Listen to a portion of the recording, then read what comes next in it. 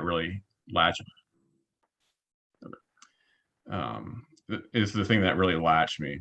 And so my archaeological experience is mainly Arizona, but I started out at the Archaeology Southwest Field School at Mule Creek, so at the Fornholt site.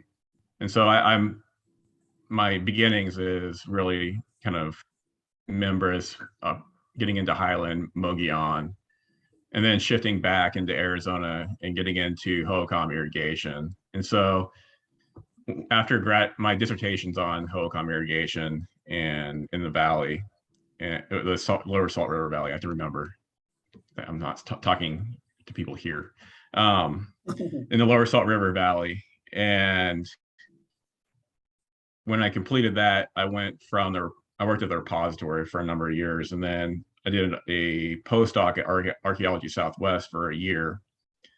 And I was more or less the Phoenix office because right when I started is when everything closed down for the coronavirus. And so that was May last year, 2020.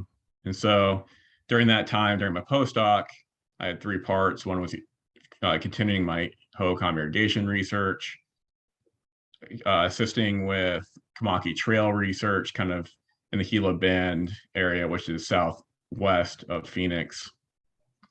And then the third part was assessing monitoring going on for the last 10 years at Tonto National Monument. And so during my time at the ASU repository, and at that time it was called the Archaeological Research Institute, or ARI, that the auspices for founding that was, and I'll talk about the four major Roosevelt projects. So that, and I'll talk about how the raising of the dam led to this proliferation of archaeology.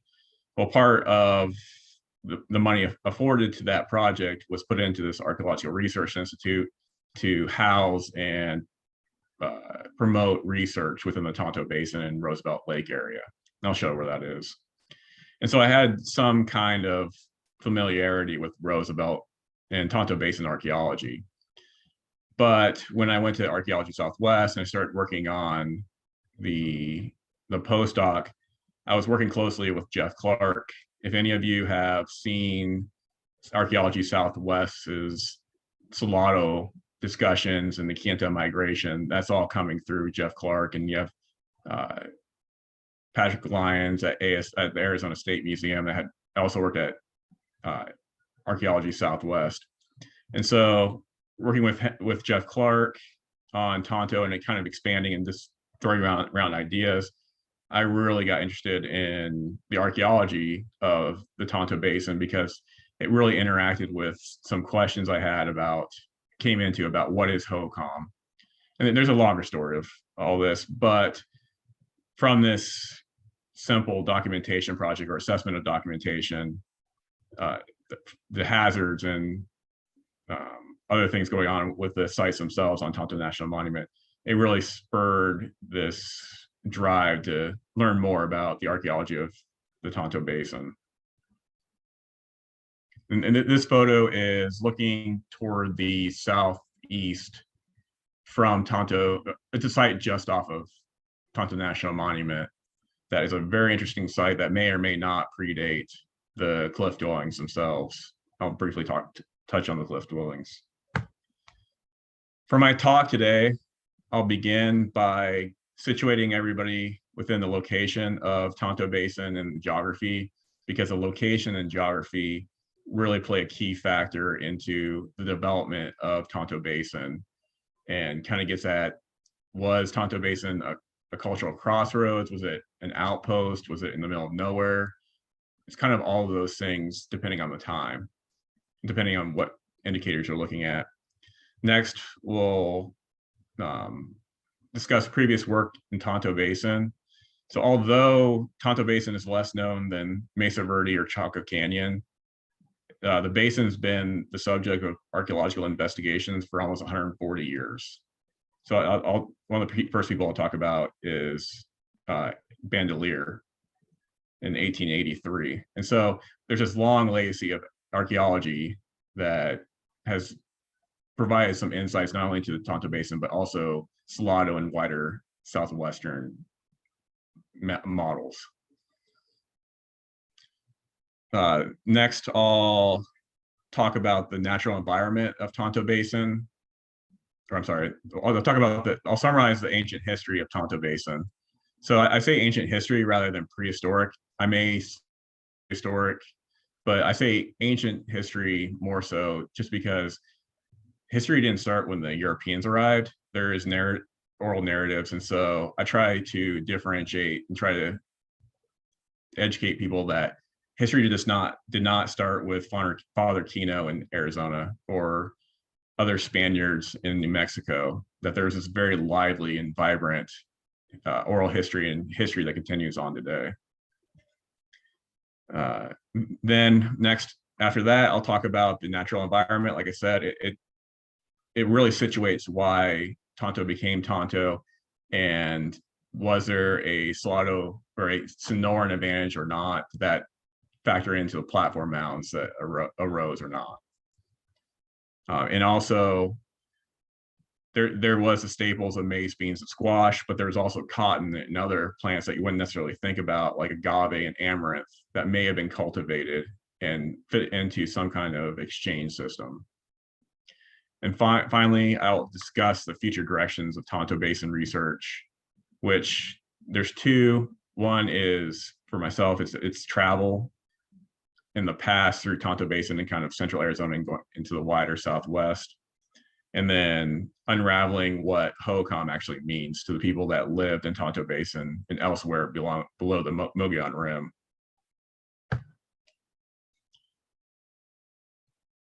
The Tonto Basin, let's see if I got it. Yeah, there we go. The Tonto Basin is located approximately 55 miles from Phoenix. So Phoenix is in this smaller map.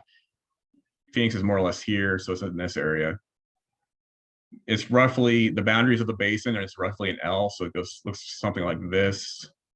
So it goes from more or less, here's Payson up here, down to the south near Miami Globe in this area. These are mining towns, and they continue to be mining towns. And then on the east side, you have the Sierra Anchas, and on the west side, you have the Manizal Mountains.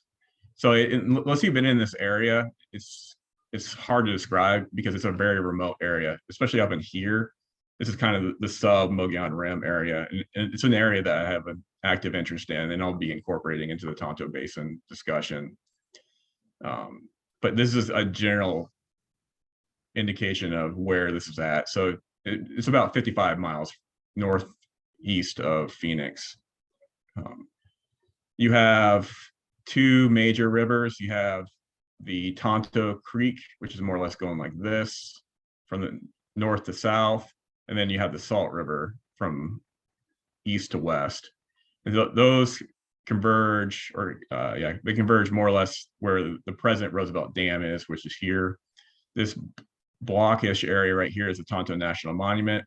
So if anybody happens to have been to this part of Arizona, central Arizona, it gives you a rough indication of what it looked like. This lake is all human created from the dam before the Tonto Creek and Salt River would have converged more or less in this area right here. But this would have been a river, and this is a floodplain at one time. And so the geology of the basin is formed from tectonic uplift. So the Manizal Ranges, and then the Sierra Anchas, there's a huge uplift event that happened several millions of years ago. And then you have basin fill right here, which became the Bajada slopes and floodplain down here. This uplift is actually continuing on into the Phoenix, and kind of the mountainous surroundings of Phoenix is due to this uplift event and a slip fault that happened about 10 million years ago, or 25 actually. The basin is divided into two major divisions. You have the upper Tonto Basin here, which is divided right here along Gun Creek from the lower basin. And so it has to do, they are geologically different, and the floodplain is very small along the Tonto Creek. Right along the Gun Creek, you see an opening of the floodplain. And so along the lower basin, you have the Tonto Arm and the Salt Arm. And I wasn't able to go into detail with this, but and I do touch on it slightly, that the cultural history of the Tonto Arm does Salt Arm. The Salt Arm looks much more Hohokam-like, or much more similar to what's going on in the Phoenix Basin, and the Tonto Arm looks much more like what's going on toward the Mogollon Rim and over the Mogollon Rim. But they still have there is a strong Hohokam signature that forms on the Tonto Arm, but they're different.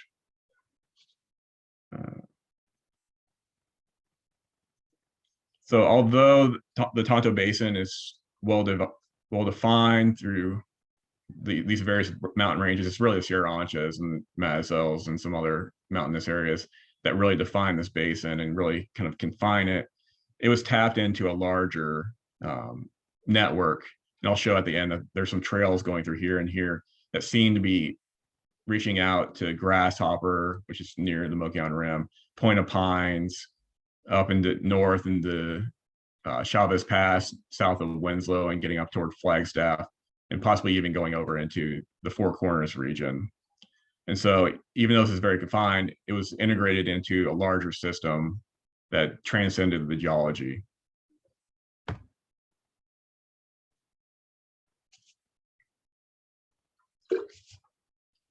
So now shifting to the previous work in the Tonto Basin, the first person that we have is Adolphe Bandelier, who you may have known from the various adventures that he had and expeditions that he had in New Mexico and throughout the Southwest. So in particular, in 1883, he came over to Arizona and went to the upper Salt River and then down into Tonto Basin. And so what's really important about Bandelier is he mapped sites that are now under the river. So gave the first and pretty much the only archaeological documentation of Tonto Basin sites before the Roosevelt Dam was constructed, and the dam was constructed starting in 1903, and it was finished in 1909. So since that point, a lot of sites that were near the river haven't been documented. And so he gives us some key indicators of what's going on. Like he said that there's a canal that was north of the river that we don't have evidence of because, again, it's under the river now, or under the lake now. So he mapped, and I'll show through various maps going forward, he mapped Klein Terrace Mound and associated sites. So Klein Terrace is on the Tonto Arm. You have Schoolhouse Ruin, which is on the Salt Arm. Tonto Cliff Dwellings, which this illustration right here shows his drawing of the Tonto Cliff Dwellings. And he noted the canal near Armour. So he's the one that really kick-started archaeology going on in Tonto Basin. Several years after Bandelier was there, starting in the 1920s, you had Eric Schmidt, who kind of traveled around the central and southern Arizona. And in the 1920s, when he was working for the American Museum of Natural History, he did excavations. He carried out sampling excavations at Armour Ranch, which is here, Porter Springs Mound, which is here, Windy Hill here, you have Rock Springs here, and then the Schoolhouse Point, which is here. He did sample a few other sites like Tagoji here, but the main within Tonto Basin proper were these sites. And it's also very important because he was the first to do professional archaeology or professional excavations within the Roosevelt Lake area, because at that time it was a drought year, kind of like we've had for this past decade or so. So the lake itself was extremely low. And so he was able to excavate sites such as the Porter Springs and Windy Hill sites here that are now submerged. They've reemerged every so often, like Porter Springs has, and Tonto National Forest archaeologists have gone out there and done some investigations in the 1980s and 1990s, I believe. But for the most part, his excavations are the only record that we have of these really, really important sites near the river or under the river now.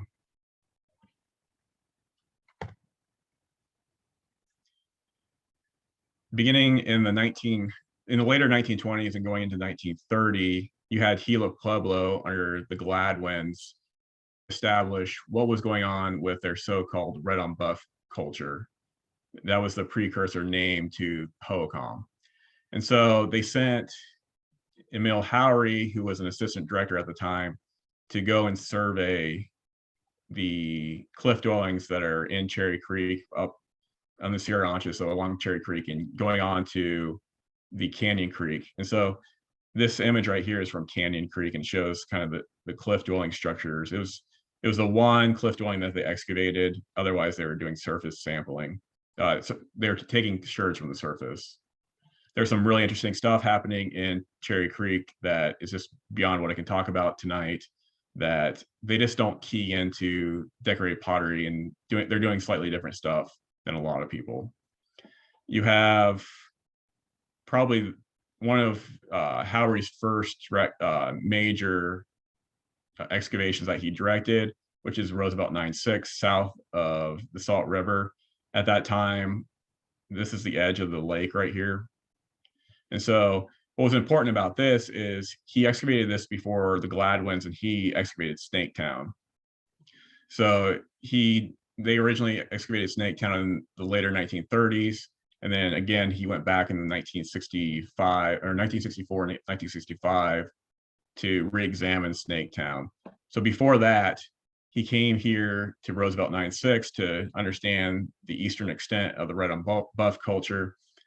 And Roosevelt 96 became the type site of the colonial period, which I'll go over the phases shortly for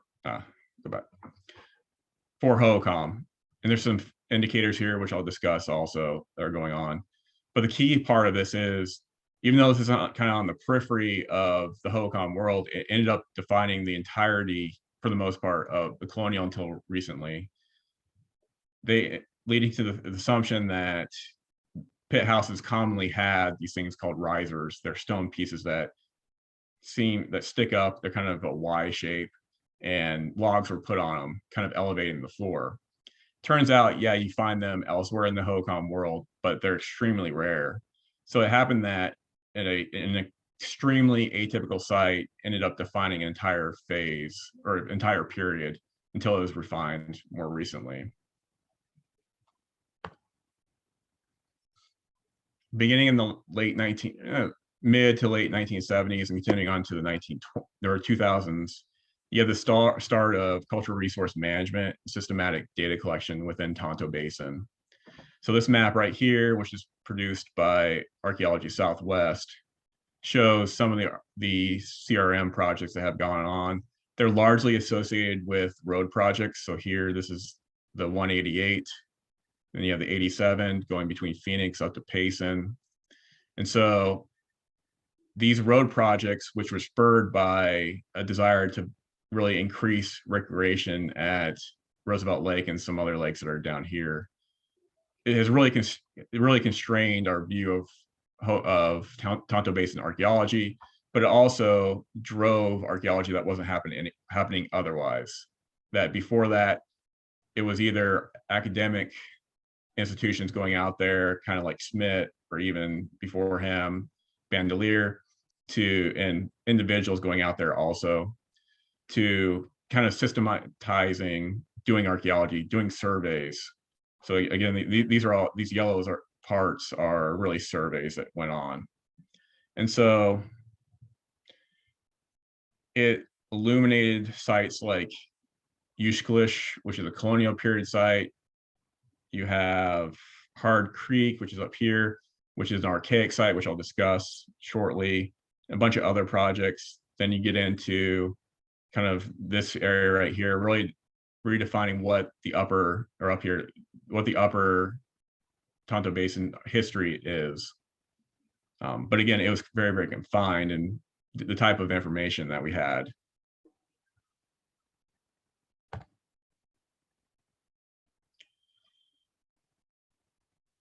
So then starting about in the early 1980s, the Bureau of Reclamation determined to raise the height of the Roosevelt Dam, which is located here, several feet, because they wanted to increase the capacity of the lake itself.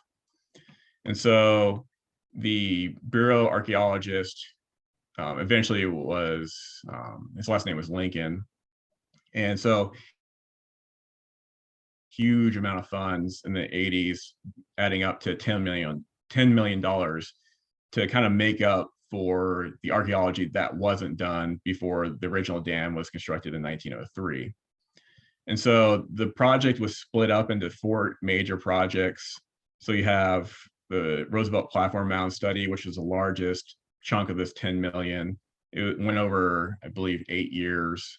And so this shaded area, the Pinto Creek area complex, you have Schoolhouse Point here, and then over in the Klein Terrace on the Tonto Arm, and Rock Creek and Bass Point here. Then you had, earlier, there was a SWCA survey project kind of in this upland Bajada area that eventually got integrated into another ASU upland complex project, kind of saying what's going on up here on the Bajadas, because not much was known about that, because with the focus being so much along the lake itself.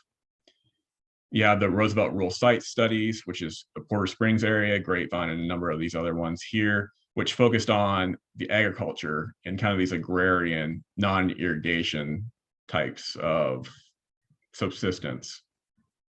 So much more looking at field houses than large scale or large settlements.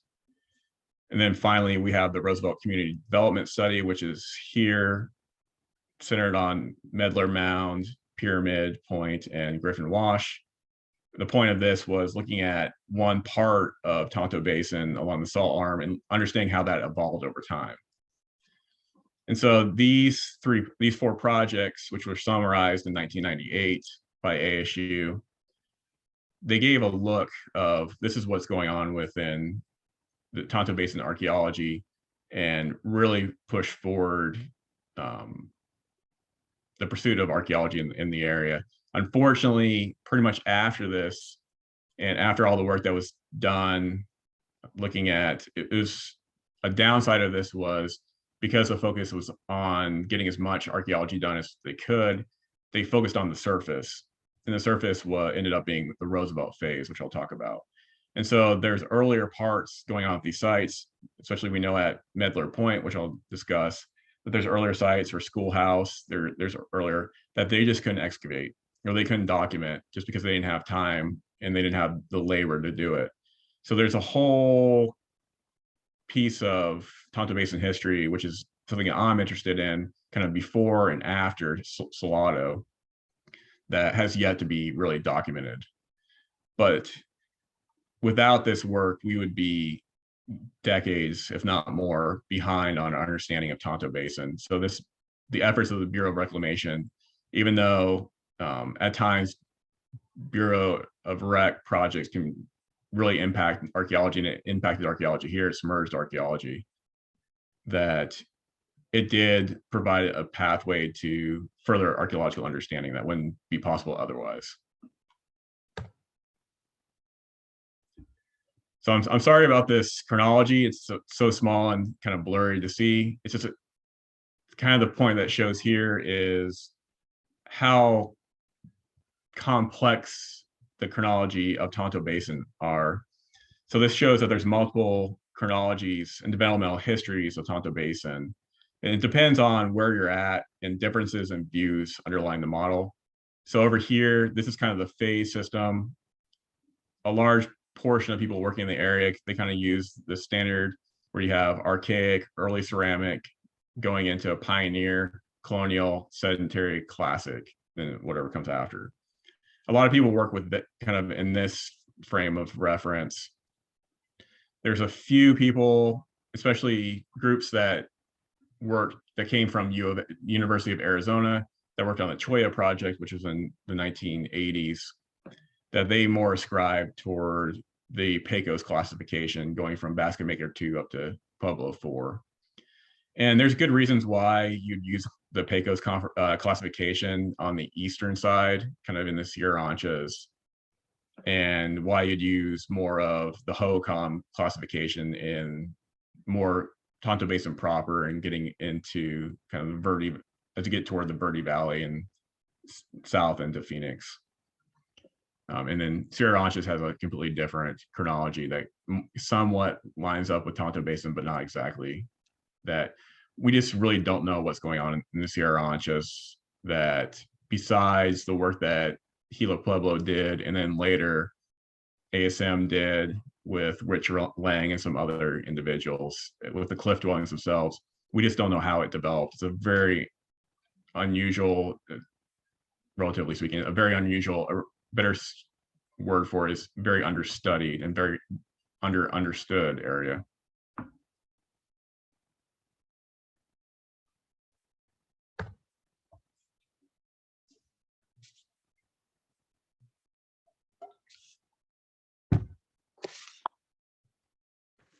So shifting now to Tonto Basin's ancient history, we know that there's been people in the area as early as Clovis, kind of up in this area, somewhere in this area, there was a Clovis point found in a quarry, I believe, in this area. I'm not sure if they've been found elsewhere, but we know that there's evidence of Paleo-Indian activity in the area. So that's a very long time that people have been interacting with Tonto Basin. And something that you'll see and I'll kind of hint toward is there are these times that people are living in Tonto Basin on a full-time basis or a year-round basis. But there's other times before and after those points when people are pretty transitory and they're coming to the area, staying for maybe a couple of weeks, collecting resources and then leaving for somewhere else. Or they're staying for a season and then leaving for a different living area during the other season. And so kind of getting into the archaic and then early agricultural period is the point when we start seeing the archaeological signature pick up. So it's largely the archaic through early agricultural period is largely identified by artifact scatters and cultural strata. There has yet to be a structure found. It may very well be structures that were built at this time. They're either extremely ephemeral, meaning that they're hard to identify in the first place, that unless you're excavating a very particular way, like through removing layers of sediment over time or slowly down, you may dismiss it. And so it's either that they're really hard to find or they're located in areas that we haven't looked yet. So if you notice, all these archaics going into early agricultural period sites, they all follow the road. Well, the road wasn't there when they're inhabited. So this is a result or a bias of the investigations. There's been no work done in this area essentially. So it very well could be, and really in this kind of away from the roads in these areas, it becomes really mountainous. So it's not necessarily there's much that's going to inform the archaic in getting into early agricultural period in this area. There could be kind of along these creeks, but what we know are along the roads. The kind of the indicator of it is distinctive groundstone and projectile point styles. You have one-handed monos, nether stones, the Pinto / San Jose, gypsum, and Chiricahua point styles. Then going into the early agricultural period, the real distinguishing mark is two projectile points types, which are San Pedro and Sinagua, and then maize, more so maize. So it very well could be that you have, and this is going to be a theme throughout the talk tonight with the phases. You could have two sites right next to each other that one has an indicator that they are contemporaneous and they're occupied more or less at the same time. But one has, in this case, evidence of maize, and the other one does not. And so even though those sites were occupied at more or less the same time in more or less the same area, the one without maize would be identified as late Archaic, and then the one with maize would be identified as agricultural period. So based off the evidence that we do have, it looks like I said, it was kind of a transitory living at that time, where you have people coming and going, maybe seasonally, and living in seasonal camps, and then acquiring whatever resources were in the area, some kind of riverine that they're not finding elsewhere.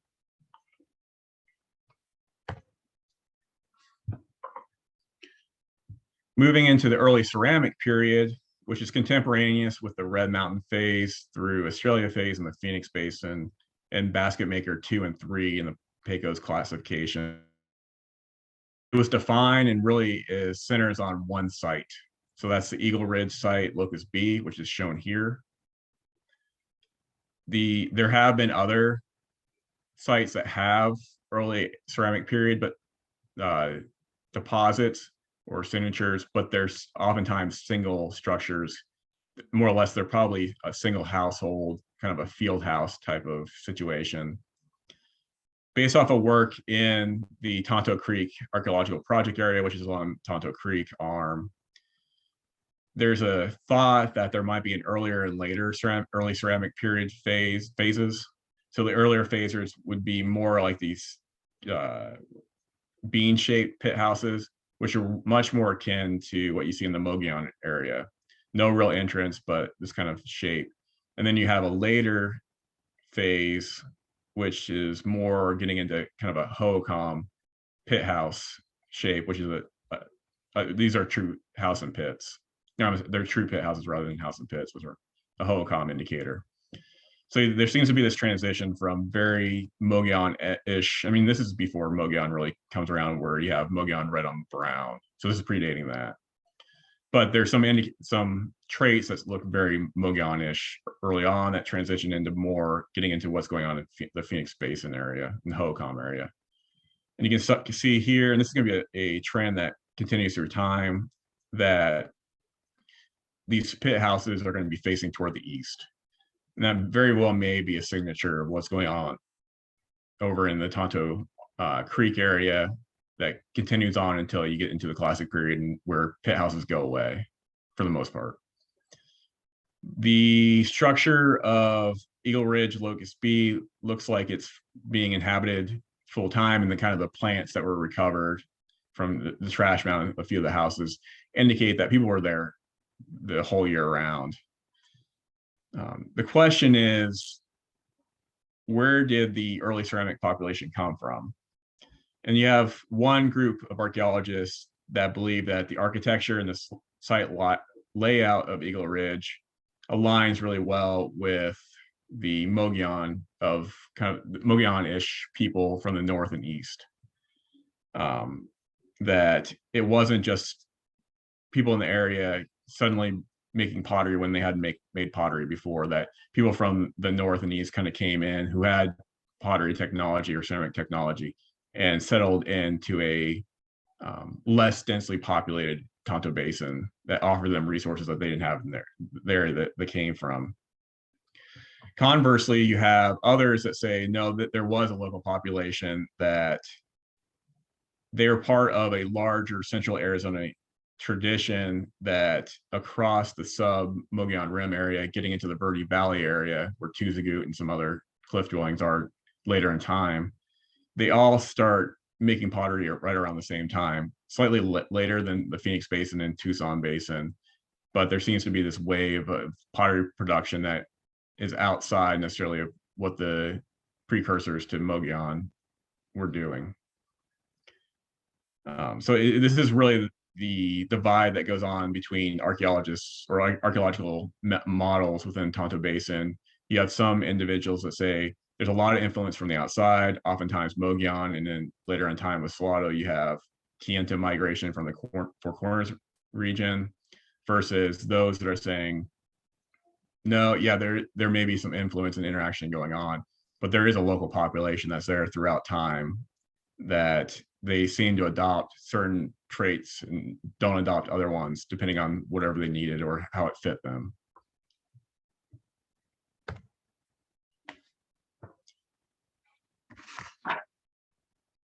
Moving into kind of the Hohokam phase or period of Tonto Basin history, the first being the colonial period.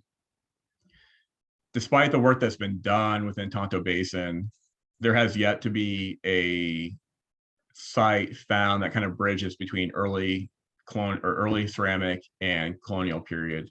Within the Phoenix Basin and Tucson Basin, you have the pioneer phase that kind of bridges with Snaketown and some earlier phases that we just don't see. You see a few Snaketown red on brown/buff or gray/buffs, but by and large, there's no real good evidence that people are spending any real time within Tonto Basin, kind of between 8600 and 750. So kind of this sudden arrival, it seems, of people into Tonto Basin, which keys into why this is called the colonial period, that you have Hohokam families and farmers kind of leaving out from the Phoenix area and even Tonto Basin area, going out into the so-called hinterlands or the periphery areas and establishing new communities. And so one of these communities would be Roosevelt 9-6, which I discussed. This is one of the sites as a foundation for continual habitation. So here you can see, this is a very Hohokam trait where you have a courtyard group right here, who Dave Wilcox, who was formerly at the Museum of Northern Arizona, identified as Snaketown. So you have courtyard groups. This is probably a family unit or household unit. There's a few of these. You have a trash mound here rather than a middens. And so you're getting some longer term, some larger family groupings or groupings of individuals. This is not a village. This is my take on this. Howard described this as a village, and other people have described this as a village. This is not a Hohokam village by the definitions that we use today. This kind of villages is thrown around as showing that as a larger site, a more permanent site. But you also have trash mounds, you have cremations, which is a very pre-classic Hohokam trait, rather than inhumations, which come later and which are also kind of over in the Mogollon area. And you have red on buff pottery. All the pottery within Tonto Basin that we know of came from the Middle Gila River, where if you're at all familiar with Phoenix, as you're driving between Phoenix and Tucson, you cross through the Gila River Indian community, which is a descendant community of the Hohokam, that along that, right where you cross over the river there, that's the Middle Gila River. And so nearly all the Hohokam red on buff pottery came from that area, kind of from Snaketown over into, it's later, but over to Casa Grande ruins. That's a project I'll bring up at the end, that actually figuring out where are the Hohokam buff wares actually coming from that are found in Tonto Basin and getting up into the sub-Mogollon Rim area.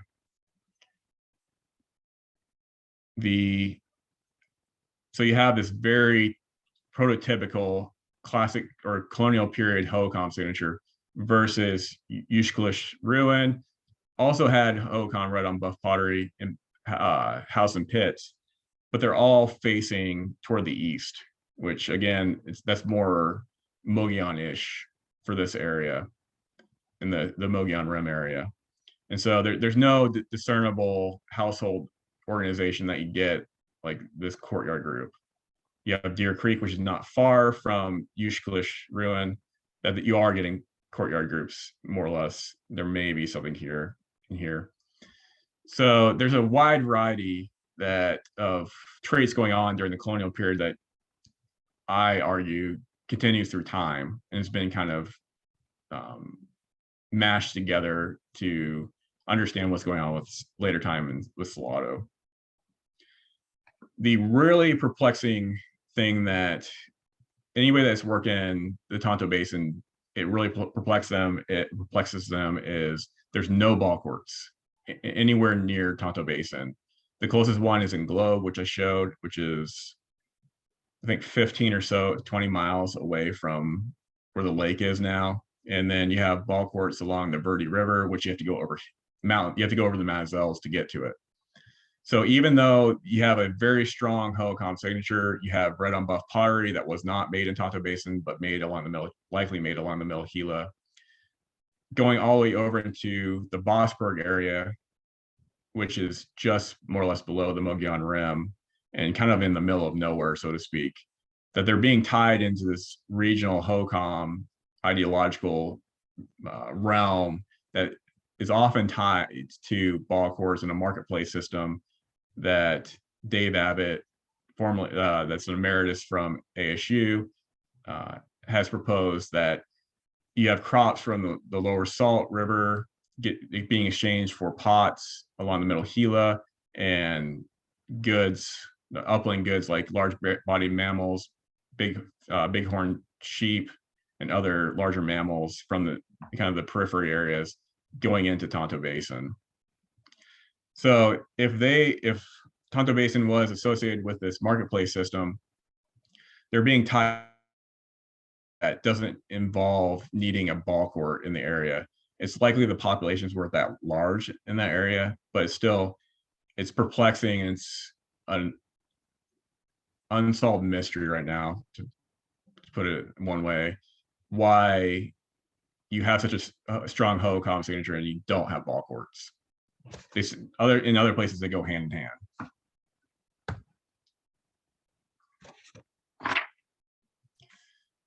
So shifting to the sedentary period, this is where you see stability leading into substantial changes. This is where you start seeing populations start skyrocketing. Well, not skyrocketing, but they start coming into the Tonto Basin and start building up. The populations become much bigger. So although there's only a few sites, so this is an example of Medler Point on the Salt Arm. This is the compound itself, where the platform mound, this is the platform mound itself and the compound around it. This is later. But we know that Medler Point was probably one of the first villages, or eventually of villages, and one of the first increasingly larger settlements within Tonto Basin. And so I've color coded the various pit houses here. We have some colonial pit houses here, but we have sedentary pit houses placed on top of this colonial pit house, something that's been described as superpositioning. And it shows a household tie or familial tie through time, keeping the same place. So your grandparents had a house in a location and it burned down or something happened to it, but you want to more or less stay in that area, so you build a new house right on top of their foundation. That's extremely common in the Phoenix Basin area. So this area was probably inhabited year-round. Elsewhere along the Bajadas, kind of Tonto Arm and areas away from Medler Point, it's more low intensity, so there may have been a shift more towards seasonal occupation, kind of like during the early agricultural period and early ceramic period. You have larger pit houses, which is also an indicator that you have more family members living together, and it's more of a transient lifestyle or more of a ephemeral lifestyle, moving from place to place. Scott Wood, who was the Tonto National Forest archaeologist for a very, very long time, and he's an expert on the archaeology of the area. He describes that there may have been an experimentation kind of around Medler Point onto the Bajada, where you see the households, so a single field house or maybe a farmstead, being placed into areas that may be more conducive to upland agriculture than other areas. So trying out and seeing, okay, can we actually move away from the river and make a living? And it didn't seem to really take off during this period. You don't see very many sedentary period Bajada sites, but this is going to be, the Bajada sites are going to become an indicator of the Roosevelt phase, the next phase, or phase or two. You also have the Ash Creek phase, and there's a huge disagreement whether it's a real phase or not, and that's largely, it's said to indicate a reorientation of relations from Hohokam to Mogollon Ancestral Pueblo that you see a dropping out of Hohokam red on buff and a much stronger signature of Cibola white wares, and other trade relations seem to be indicating more a northern connection or eastern connection. The problem with that is there's been studies to look at the dating of Sackatone phase versus Ash Creek phase, or said to be Ash Creek phase deposits, and they overlap. So they're occurring at the same time. And the supposed decline in Hohokam buff wares was actually part of a wider phenomenon that was going on toward the latter part of the sedentary period, where the marketplace system collapsed and the ball court system collapsed. And so buffware really wasn't moving very far out of the middle Gila until it stopped being made around 1300. So it may be that there is this transition. There seems to be a transition going on in how people are, the relationships that they have, but actually identifying this site is Ash Creek versus this site is Sackatone. It's too difficult. It's too subjective to actually say to say that yes, there is an Ash Creek phase. So moving into the classic period, you have the Miami Heart phase. So they're doing the same, they have the same traits. It's just within the upper basin, the Heart phase is used, and then the Miami phase is used within the lower basin, and then getting into the Globe Highlands. It's based off of a site called the Columbus site. It's called the Columbus site because it was at mile marker 1492. It was defined by Dave Wilcox, or not Dave Wilcox, Dave Doyle, where he found that these masonry structures, single masonry structures, were being built right on top of pit houses. And so he theorized that there was this transition point between the pre-classic and classic, between pit houses and masonry, that represents the Miami phase. And this is something that we had seen over in the Phoenix Basin, where you see this transition from pit houses to to adobe structures and eventually adobe compounds, which I'll show. Even though there's this change in architecture style, it's not a change in the organization of households. So it's still, you still have something like a courtyard group or whatever's going on the Tonto arm with their social organizations, but it's still being keyed in on the individual household, more so than what you see within kind of ancestral Pueblo areas, which are interconnected Pueblos, and it's a different organizational system. Scott Wood suggests that wing walls may have been a precursor to, I think this may very well be a wing wall off of this room, being a precursor to actual compound walls, which there seems to be that they may have been starting to make one. But the basic of this is there's a transition point that's occurring that we have evidence for between a real strong Hohokam signature into getting toward what is defined as the Salado phenomenon.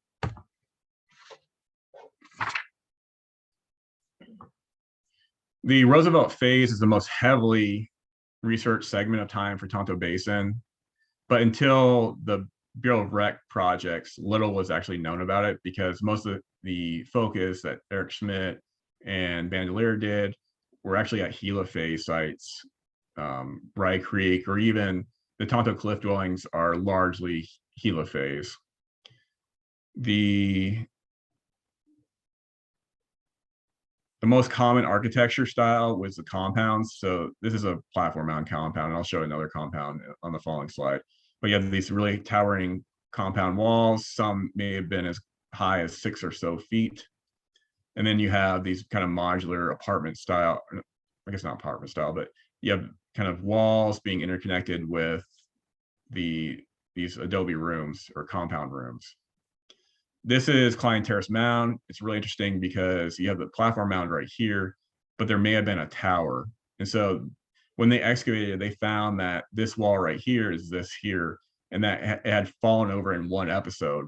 So they were able to reconstruct that there was this probably tower. There's a tower at Casa Grande Ruins, the Great House, Compound A. There seems to be one that was on the north side of Pueblo Grande in Phoenix, near Phoenix Sky Harbor Airport. So they're not super common, but they do occur. And this is a artist rendition of what this tower may have looked like and what standing on top and this doorway. So the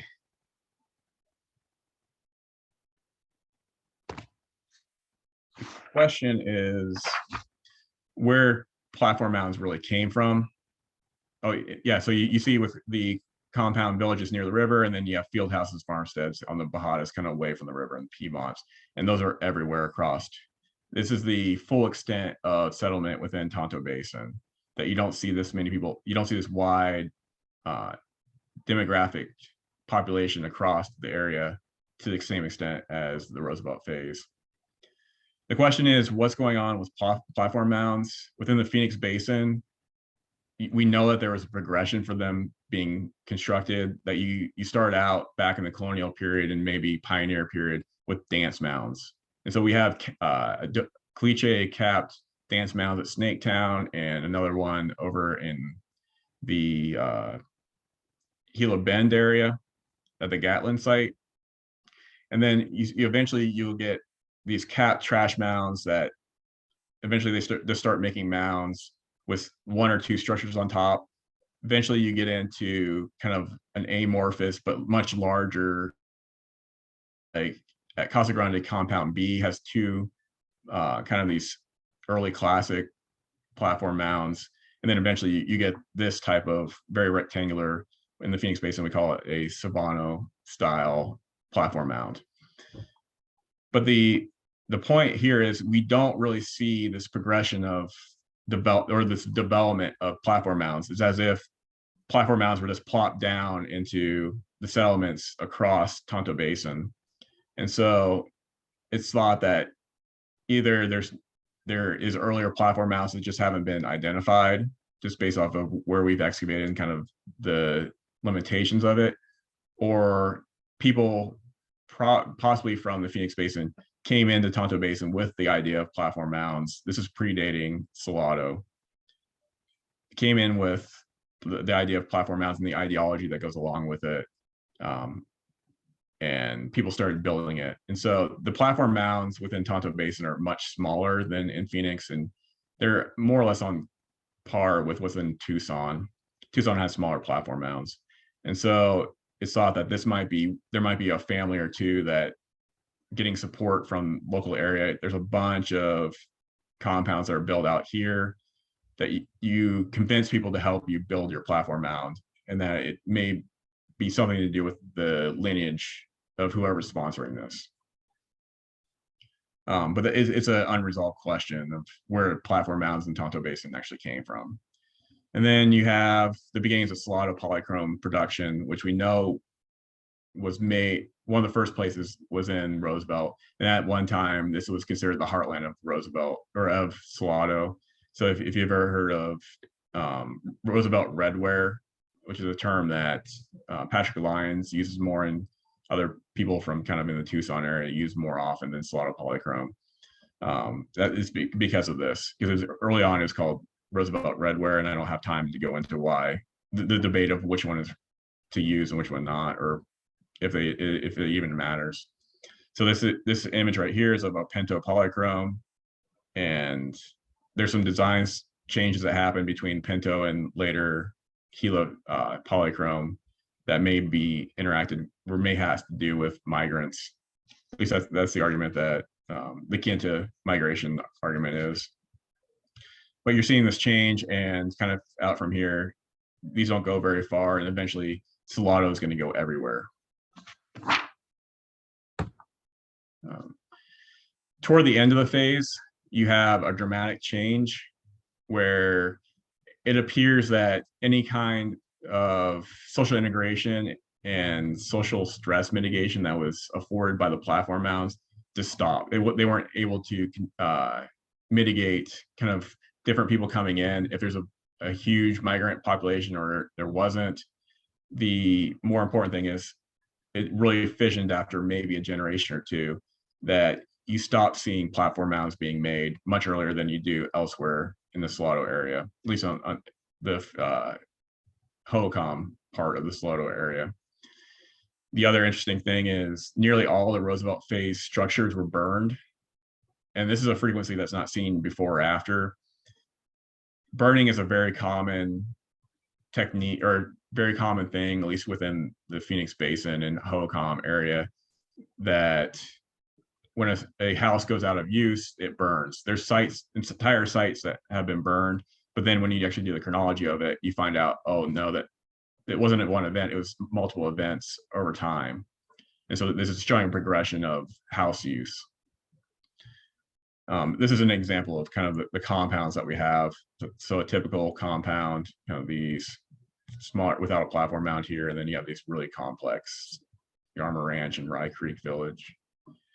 So for whatever reason, it wasn't mitigating stress anymore. You see a shift towards centralized storage. So this is a granary example from Canyon Creek. So you can kind of see this, there's adobe here, it's a wicker work of branches that are kind of woven together and then covered with an adobe substance. And so you see these at a few of the cliff dwellings, and then at Schoolhouse Point, which, let's see, it's not on here, but it's on a following slide. So there may be some centralization and some worry about what's going on with the food supply. Let me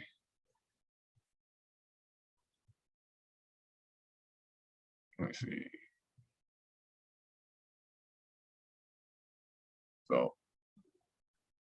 So the last part is Scott Wood also talks about splitting up the Roosevelt phase into two phases, one being the Roosevelt phase earlier, and then one being the Pinto phase when Salado polychrome or Pinto polychrome starts, and you see platform mounds. The problem with that is it's kind of similar to the Sagatone versus Ash Creek debate, that you could have two sites right next to each other. One has a platform mound, it has Pinto polychrome, but the site right next to it could have been contemporaneous and just didn't have a platform mound because it's smaller and for whatever reason didn't have Pinto polychrome. And they'd be say one would be identified as Roosevelt and the other one would be identified as Pinto Creek or as Pinto phase. So it's good for an analytical tool for understanding change over time. But as far as saying using it in the field, it's not very workable right now. Then shifting into the Gila phase, it's another time of significant social change and demographic change. So right after this, it's been termed the fiery Roosevelt, that you see this major shift in population from kind of these outlying Bajada sites, field houses, into these increasingly larger villages. And so these are some examples of these larger villages. Caserones is what Scott Wood calls them, where you have these multi-compounds. But these, where is it? Beshpagoa and up in Globe, you have Schoolhouse Point on the south side of the Salt Arm. So these things are massive. And so there's a debate on what's going on there. One side of the debate says there's a massive exodus because you just see a massive depopulation. At least people are moving away from where they're living during the Roosevelt phase. They had to go somewhere, and it doesn't seem that the remaining villages are there. There's enough space for everybody that was formerly within Tonto Basin. So there's a thought that people just left the area for one reason or another, and that the rest aggregated into these really increasingly larger sites like Schoolhouse. The other side of the debate is the migration out wasn't as significant as people think, that the population wasn't actually that as big as people think, that this is just a reorganization, because you do have around Schoolhouse Point, you do have a few smaller compounds.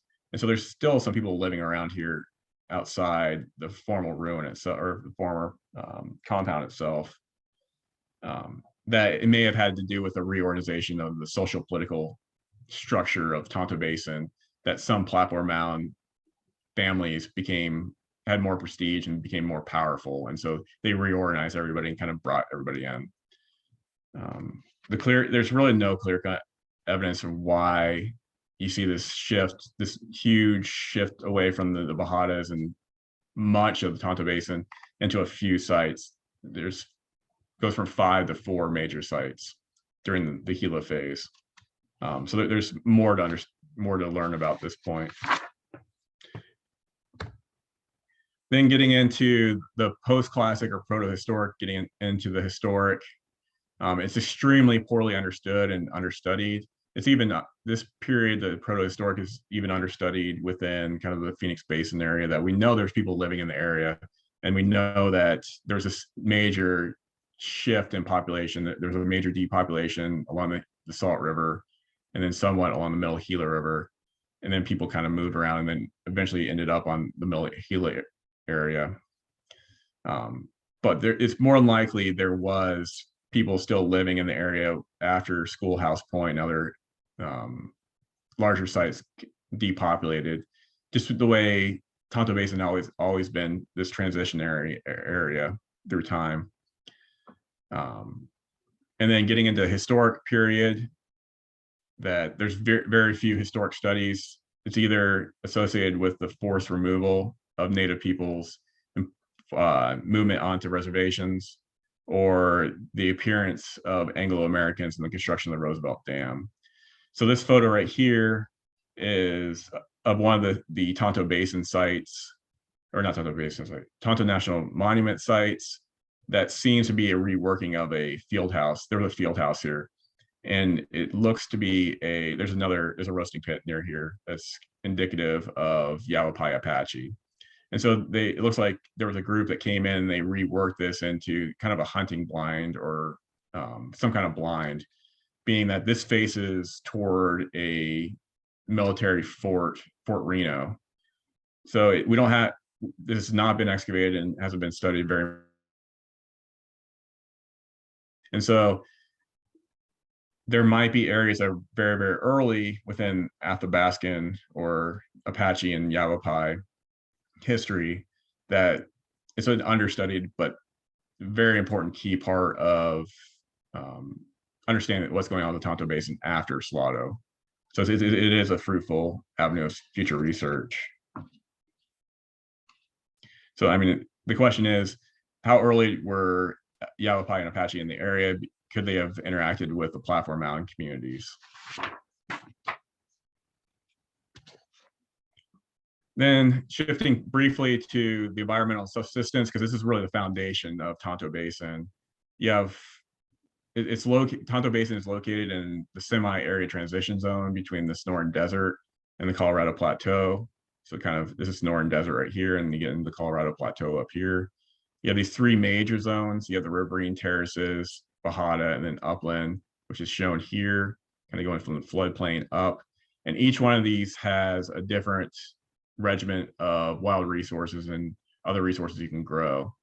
And so because of this kind of this diversity, you're never more than a day or two from like acorns, kind of up in the mountain areas, or pinyon nuts, kind of in the Piedmont area, and then agricultural products along the floodplain.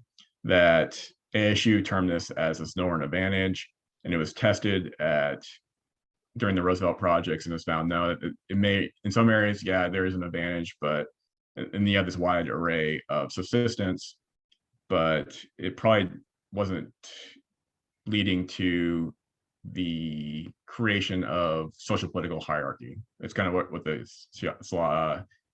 Sonoran advantage is getting at. So the Tonto National or Tonto Cliff Dwellings is a treasure trove of information that is not located anywhere else because it's a cave site. It preserves a lot of resources that would not be found in open sites kind of near the river. And so we know that there's cacti, mesquite. So here's some cholla buds right here that were found in the cliff dwellings, some other cactus parts. We have mesquite beans. I think these might be Palo Verde beans or mesquite beans. And there's a ton of edible grasses from higher elevations. So there's a question about tansy mustard, which is interesting, that at sites that are strongly local, it does appear that they were eating tansy mustard or may have been using it in some way. And sites that have more of a northern and eastern orientation to them stronger connections there that may very well be migrants. They don't seem to have been using or eating tansy mustard. So not much has been explored on that, but that's potentially one cultural marker between migrants and locals in Tonto Basin. So within kind of looking at the irrigation, maize begins during the early agricultural period. Like I said, there's beans, squash, and interestingly, cotton, which starts about AD 400. So here's an example of some cotton bolls, thread, and some of the weaving tools. What's interesting about this is it's the furthest east, kind of northeast location that you can grow cotton to the Mogollon Rim.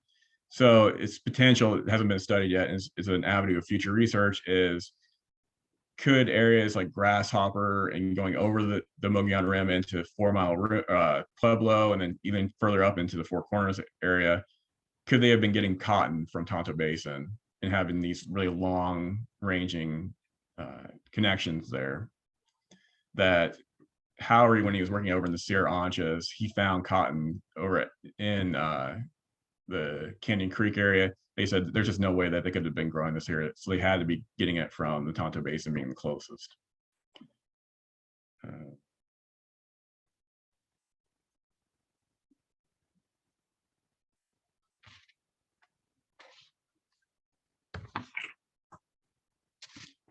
And the last of the farming is Bajada farming, which I find, my background is in irrigation, but I find very, very fascinating here because you can kind of see here, these little line things right here. Those are all kind of check dams or rock piles. And you find these rock piles everywhere across Tonto Basin. And so they've been, right now they're dated to the Roosevelt phase, kind of that expansion out from the river floodplain, which is here, Salt River's here. The interesting part about that is we know that they were growing a lot of agave. And there's been work from Wendy Hodges, who's at the Desert Botanical Garden with another individual doing genetics on the agave. And they found pretty much every area has its own particular type of agave. And so it was more likely, even though it's considered, you think it would be a wild plant, not being familiar with it, that they were actually probably cultivating agave within the area. So we have some fibers here, example, along with yucca. You also have amaranth. The interesting thing about amaranth is it's considered a weed now. We find it in agricultural fields, and it seems like they were integrating it into their diets. But there was a granary found kind of over in this area south of the river that no maize evidence was found, but amaranth pollen was found under the granary. So it gives tantalizing evidence that maybe that in this area they're also kind of cultivating amaranth for trade and other things. And then finally, with the kind of subsistence, rabbits were the main meat source. There were larger body mammals, kind of deer and elk, but they seem to be rather scarce. And so they were hunted for food and other resources, and they're more common in the upper basin than lower basin.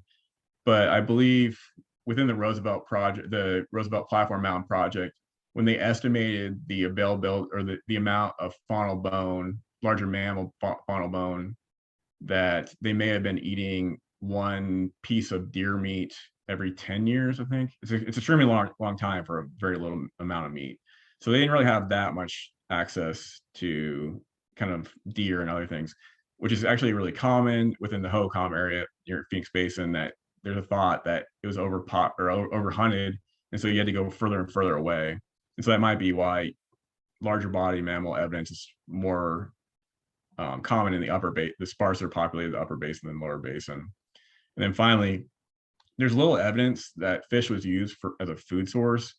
There's maybe one or two sites where you actually do see it in a context that may indicate it was being used as food.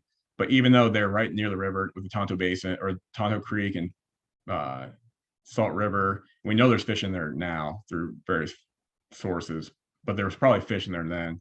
It just doesn't seem like fish were a food at that time. So getting into briefly kind of the future directions of my work in the Tonto Basin. One project, which is in publication right now, I believe it's going to come out in the winter edition of the journal Kiva, is looking at ancient trails. And so what I did here is something called a least cost path. The simplest way of thinking of it is on Google Earth, you can kind of go through different areas and you kind of map out, see elevations. And so what least cost paths are doing are between 2 points, and this is how your GPS works. So you have, say, this red dot and point 24. You ask, okay, what's the shortest way in between these? So you can do it by slope, which these green lines kind of show slope. So this is Tonto cliff dwellings to a number of sites throughout the Southwest, at least the Arizona side. And then asking, okay, what's the shortest path based off of the energy expenditure, and what's the shortest path versus time? And there's reasons why each one of those are different and why they're considerations. And so what I found is, like, going over to 3 Kanishba from the Tonto cliff dwellings, you have very different pathways that are projected by this mathematical model, this GIS model. And so what I'm doing now is taking this as one line of evidence and I'm going to start surveying out here and actually see if we can find evidence of trails, something that I learned during my postdoc with the Kamaki Trail near Gila Bend. So there's more to come on this, and trail interconnections between trails are central to a lot of groups, like the Otham groups within the Phoenix Basin area. And then finally, looking at what is HOCOM. So I talked about this, if anybody happened to be at the PECOS conference. I gave a paper called What is HOCOM? And when I look at kind of HOCOM in that area, coming from the Phoenix Basin, I had a preconceived idea of what HOCOM was. You have pit houses within courtyard groups, cremations, and ink ball courts leading into compounds and platform mounds. And so that's not really what you see in Tonto Basin. Like I said, on the Tonto Arm, it looks HOCOM-ish, but there's differences, like all the pit houses facing east. So what I want to do is really tease out, what does it mean to actually be HOCOM outside the Phoenix Basin area and outside Tucson, the Tucson Basin, and kind of figure out what's going on with HOCOM. How are people accepting the ideology associated with HOCOM, kind of the red and buff pottery wholesale, or are people picking and choosing what they interact with? And I feel like they're, based off of what I see in Tonto Basin and going over the Vosbergs below the Mogollon Rim, it seems like they're picking and choosing, or they're adapting HOCOM into what they need. One of the things I'll be doing is sourcing where the buffware is coming from. We know where kind of the different source areas along the Middle Gila based off of sands. And so figuring out, did the buffwares along the Tonto Arm come from the Verde River and then down, or then the Phoenix Bay, or then the Lower Salt, and then over the Middle Gila, and then on the Salt Arm, are they coming from Queen Creek, which is also another production area? So kind of looking at these larger scale relationships within the HOCOM world, that the ceramics are going to allow us to get a glimpse of. And this is an overarching question, figuring out what's going on with HOCOM within Tonto Basin and neighboring areas, to really understand what is Salado in the area, and what happened when it was forming, and how did it form, which couldn't be addressed during the Roosevelt projects. So with that, I thank you.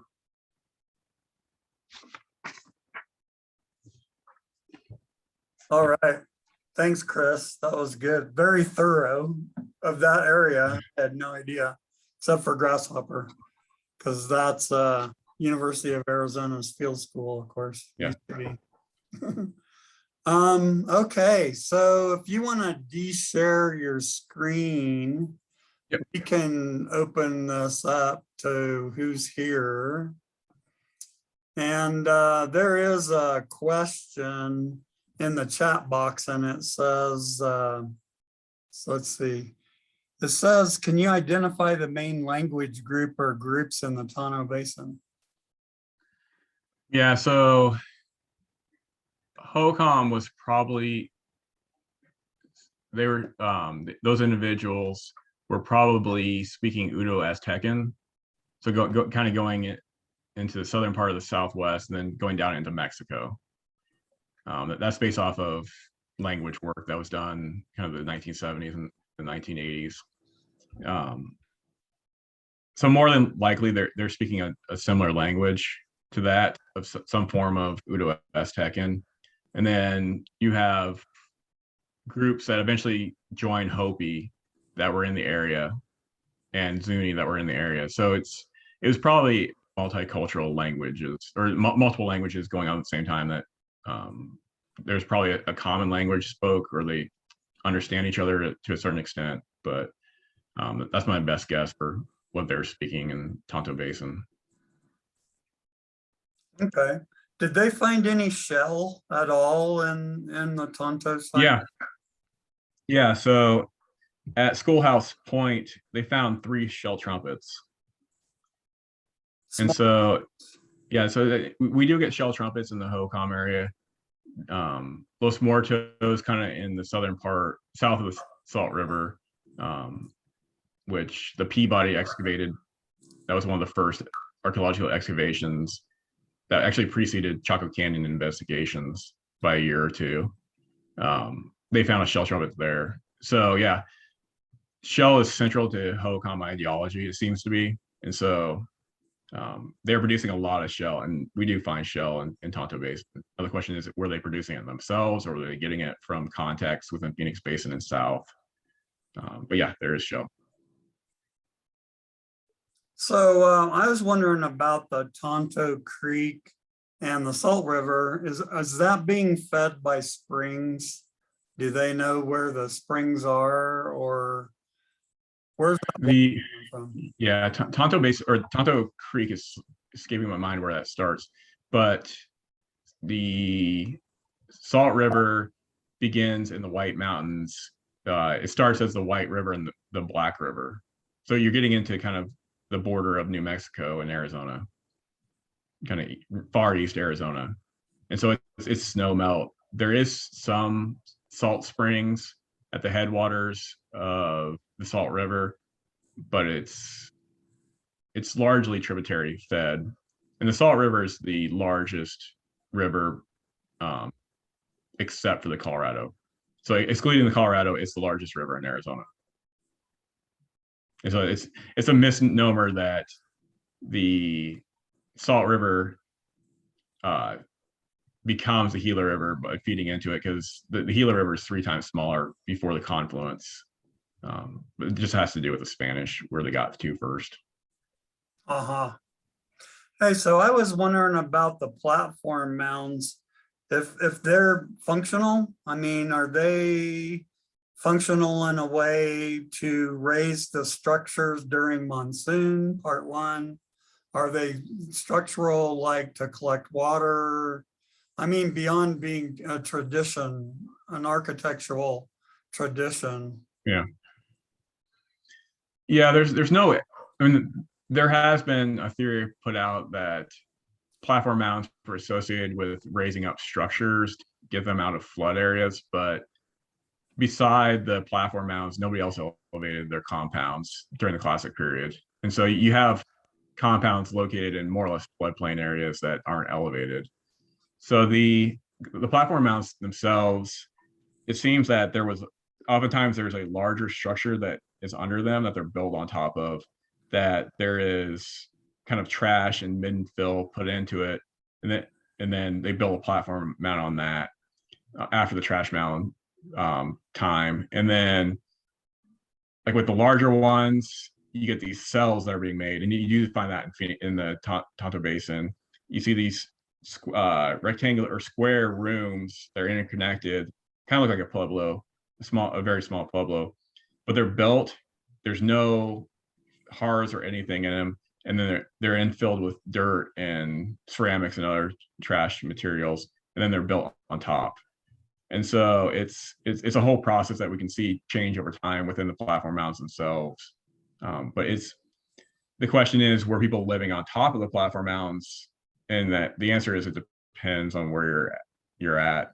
In the Phoenix Basin, the much larger platform mounds, they're not set up for everyday living, with walls, the way what walls are, and then the types of horrors and other things that you find on top of Phoenix Basin platform mounds, versus over in Tonto, or even in the Tucson Basin, they're smaller, and it seems like you have horrors and more domestic architecture on top of the mounds. So in Tonto Basin, they may have been living on top of platform mounds in a way that they don't in the Phoenix Basin. So it's elevating these important structures seems to be what the platform mounds are doing. There's also oftentimes ceremonial things that are probably going on there. Yeah, sounds kind of Mesoamerican. Sounds. Yeah. It seems to be part of this kind of pan Southwestern Mesoamerican ideology that kind of floats around. Platform mounds, you have ball courts. Right. Randy I never McGuire really says, thought of them that way, but yeah. yeah. I mean, they're at different times. When the ball courts are going on, there's basically no platform mounds. And then when platform mounds are a thing, you don't have ball courts. And but you have like the flying serpent or the Uktina in the woodland area, which is then going to the Mesoamerican, the goggle-eyed deity, sometimes associated with Tlaloc. So you have these kind of pan North American themes, and so this seems to be part of that pan American theme or North American theme. Yeah, I wanted to ask you, a while back, it might have been 10 years, they had some ceramics from southern Arizona that were like, I want to say 2,500 BP or 3,000 BP, that were real sandy temper ceramics. And I was wondering what you think, I mean, overall that, but what are the oldest ceramics in Arizona? So it's going to be in the HOCOM area. I can't recall if Phoenix has earlier. So you have very early ceramics in Tucson, and I don't know the date difference between those and Phoenix, kind of along the middle Gila River. Those are, I want to say that they start 200, 400, 80, 200, 400. You have earlier stuff down in La Plata, so getting into Mexico. And that's where some of these, the ideas, the connections between Northwest Mexico and Southwest come from, that you have red on buff pottery that's made in the Trincheras area, in the Sonoran area, with designs that are very similar to red on buff up here, preceding it. So by a century or two. So it may be that these earlier ceramic types are kind of from the south and going north. Yeah. And those early classic ceramics, like 1 to 600, most of those are brownwares, like in New Mexico. Those early ceramic. Yeah. Yeah. In the HOCOM world, we call them red on gray. They're brown for the most part. Sometimes they're gray, but they're not the gray ware that you have kind of in New Mexico. But yeah, those are the first one. The first decorated pottery is made about 8,500 ish. Right. And there's an interesting thing where before that, starting 300 or 400, where they made red wares in the Phoenix area, and then they go out of use, and you don't see red wares being made until around 1,000, 1,100. So for whatever reason, they stopped making them and then remade them, and they're the way they're made is different, but why they stopped, nobody has a good answer. Okay, thanks. Yeah, you just triggered a whole bunch of, usually I'm not so talkative, but it's all of a sudden. Yeah, okay. Does anyone else have any other questions for Chris? Okay, well, we'll let you get going. Hey, thanks. That was really good because I had no idea about that area. So that's really interesting. And like I said, it's kind of remote, so why would I know? Yeah. So more will be coming as I do my team work there. So more to come. Okay. Good luck. All right. Well, thank you. Thanks everybody for joining us, and thanks to Chris, and good luck with your projects. Have a nice winter in Phoenix. Where it Yeah, thanks. has. All right. And take care. We'll see y'all next. Bye. Bye-bye.